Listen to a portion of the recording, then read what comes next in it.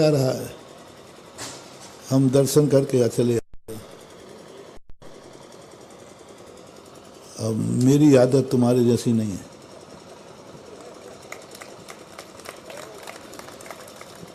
मेरी आदत है मेरे सामने कोई बड़ा गिरे नहीं, और यदि गिरेगा तो मेरे प्राण भी लगें तो लग जाएं, लेकिन मैं उसे गिरने नहीं दूंगा। गिरने नहीं दूंगा, क्योंकि मेरे सामने कोई मेरा आराध्य गिर नहीं सकता। बेटे के सामने पिता गिर जाए तो बाप का दुर्भाग्य नहीं है, किसका है? बेटे का दुर्भाग्य है। बाप तो गिरता ही है, क्योंकि वो बूढ़ा हो गया, वो तो गिरेगा ही, वो तो उम्र का तकाजा है। लेकिन सही बेटा वो है जो बाप भली गिरने की दशा में पहुंच जाए, लेकिन बेटा बाप को कभी गिरने नहीं देता। और मेरी स्थिति यही है। मैं जब सांगानेर गया तो वहाँ की सारी मूर्तियों पर अभिषेक चमगादड़ करती थी, व्यक्ति तो नहीं, और सब दर्शन करते थे, सबको मालूम था, और सब नमस्तु करके चले जाते थे। लेकिन जब मेरे जीवन में भुगत घटी, मैंने भगवान से एक ही कहा, मैंने कि या तो मैं यहाँ मैंने थोड़ा सा मन में कोसा, मैंने यहाँ आके गलती की, क्योंकि मैं यहाँ नहीं आता तो ये भगवान की दुर्दशा नहीं देखता। लेकिन भगवान कहते अब तो क्या करेगा, देख ही लिया। मैं कहा मैं नहीं आता तो अच्छा था, कोई विकल्प ही नहीं आता ना कुछ। पर वहाँ से भगवान कहते जैसे मान लो अब क्या पछता रहा, अब तो देख ही लिया, अब क्या करना है।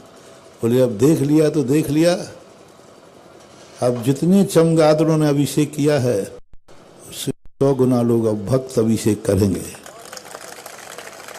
और आज सबको मालूम है, सुबह से लाइन लगती है अभिषेक करने। कल दुधई की भी यही दशा है। श्री देवगढ़वादी की तो अब कहानी छोड़ो, वो तो पुरानी हो गई। वहाँ भी दुधई की भी यही देख ऐसी एक शहरन उठती थी, एक आत्मा शहर जाती है भगवान की मुद्रा को देखकर। उन आताताइयों ने उसे नष्ट किया, उसका हमें गम नहीं है, लेकिन आताताइयों के नष्ट के बाद हम बेखबर रहे, इसका वो आताताई हैं, वो तो उनका काम ही था नष्ट करना। लेकिन हमारा तब क्या था? बस वसी शहरन ने कल उस इतिहास को पुनः दोहरा दिया और तीर्थ की स्थापना करके आया। हजारों साल तक के लिए तीर्थ बना के आया। वहाँ के गांव वालों ने, अजैनों ने क्या गजब का सहयोग दिया। हमने कहा मुझे 10 एकड़ जमीन चाहिए अभी। अजैनों ने, माताओं ने, एक माता, वृद्ध माता खड़े हो गई, बाबा जी हमारी 2.5 एकड़ जमीन है, हम समर्पित करते हैं। 1.5 एकड़ जमीन तुरंत, 5-7 एकड़ जमीन तुरंत लोगों ने, और वो वहाँ के लोगों ने वचन दिया और आज 1 दिन का समय और दे दो। मैंने कहा भाई मुझे जाना है। तो बोले मैं आप जाइए, मैं आपको वचन देता हूँ कि आपने जो सोचा है उससे कई गुना ज़्यादा हम करके देंगे। और बहुत अच्छा है, क्योंकि पुराने माल जब ही निकलेगा जब नया माल दुकान में आएगा। पुराने माल को तुम कहोगे पुराना निकल जाए तो कभी निकलने वाला नहीं।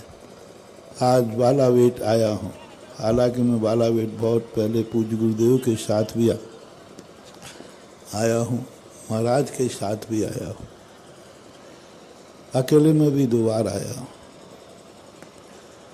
मेरे पीछे ललितपुर के बहुत सारे लोग, सुंदरलाल अनोरा जी थे, जब भी वो मेरे पीछे पड़े रहते थे। लेकिन मेरा यहाँ जब भी आए तो मेरा दिमाग कुंद हो जाता, यहाँ कुछ नहीं कर सके।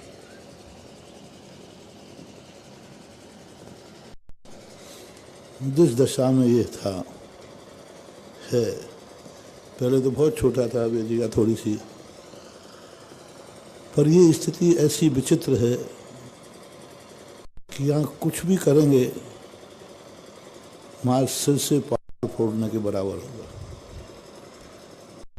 मैं भी देख दाग करके पिछली बार भी आया था जब ललितपुर चतुर्मास के लिए जा रहा, खूब लोगों ने कहा महाराज कुछ तो कहो, मैंने कि मेरे दिमाग में नहीं आ रहा।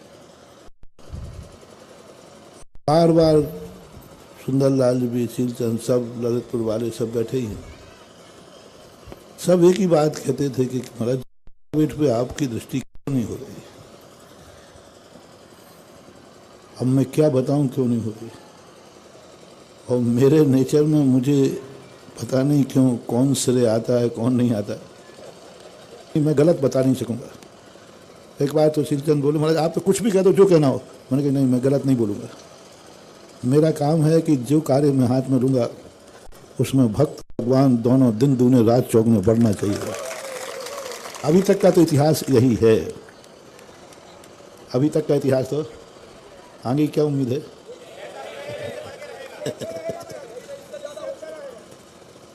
आज पहली बार बालावेट में आकर के मेरे आत्मा में आनंद उछला है। आज पहली बार जैसे मैं सड़क पर गया और जैसे इन्होंने स्थान बताया, दृष्टि पड़ते ही आंखों में चमक, पैर पड़ते ही पैरों में थमक, और जैसे मैं अंदर गया तो हमारा आत्मा एक एक अंदर से पुलकित हो गया। भूमि को देख करके भी वास्तु कहता है प्रथम दृष्टि पड़ते ही यदि एक आनंद की स्मृति हो जाए। और आज कुछ पता नहीं क्यों मुझे संकेत बहुत मिलते हैं। जैसे आज मैं उस नगर से गांव से चला, वो गांव था जहाँ रात रुके थे बमोरी में, वहाँ से चला तो एक नहीं क्रम से 3-3 गायें बछड़े को दूध पिलाते सुबह 5:45 बजे, 5:30 पे 35 पे लगभग निकला। निकलते 3-4 मिनट ही चला, निकल फिर एक के बाद एक रेगुलर, और 20 सड़क पर, कोई ग्वाले के घर में नहीं, बिल्कुल 20 सड़क पर 3 गायें बछड़े को दूध पिलाते मिली। और मैं गायों से कह रहा हूँ गायें क्यों शुभ शगुन कर रही हूँ, मुझे मालूम है बाला बेटे वहाँ कुछ नहीं होना क्योंकि मैं तो पहले से जाने बैठा था कि वहाँ होने जाने वाला तो कुछ है नहीं। पर गाय कह रही थी बाबा जी आप ही सब कुछ नहीं जानते, कुछ हम भी जानते हैं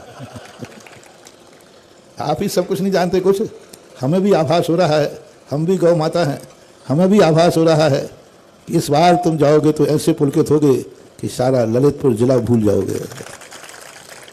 वो भूमि जो जिस पर करने जा रहे हैं 90% तीर्थ के योग्य है, और वहाँ वो महातीर्थ बनेगा कि ललितपुर जिला का तीर्थ एक भी उसकी बराबरी नहीं कर पाएगा। अभिनंदनोदय कभी नहीं। देवगढ़ वगैरह भी ये सब कला के केंद्र हैं, लेकिन जो अतिशय प्रसिद्धि, जो स्वरूप, जो इसका वैभव एकदम सामने आएगा, ये बालावेट 50 साल में भी वो नहीं कर पाया। अब 5 साल का चमत्कार देख लेना। आज की कैसेट सुरक्षित रखना। 50 साल में जो यहाँ नहीं कर पाए, यात्री तीर्थ यात्री भी कितने आते हैं सबको मालूम, कितना विकास है, हम भी देख रहे हैं, आप भी देख रहे हैं। लेकिन ओनली 5 साल। अन्य क्षेत्रों के लिए तो हमने अभी दुधई को तो 10 साल कहे, लेकिन आज इस भूमि को देख कर ऐसा लगा 5 साल काफ़ी है, बहुत। 5 साल में ये अपना ऐसा रूप दिखाएगा कि हर व्यक्ति कहीं जाए या ना जाए, लेकिन बालावेट भूमि में ज़रूर माथा झुकाने आएगा। और एक बहुत बड़ा प्रांगण है, थोड़ा सा और बढ़ जाता है तो और अच्छा है, क्योंकि अभी तुम अपनी कुव्वत से बना रहे थे, अब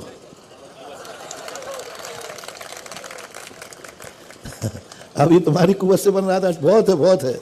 अब थोड़ा हमारी कुव्वत देख लो कितनी। तो हमारी कुव्वत तो सबको मालूम है कि कितनी है, हैं?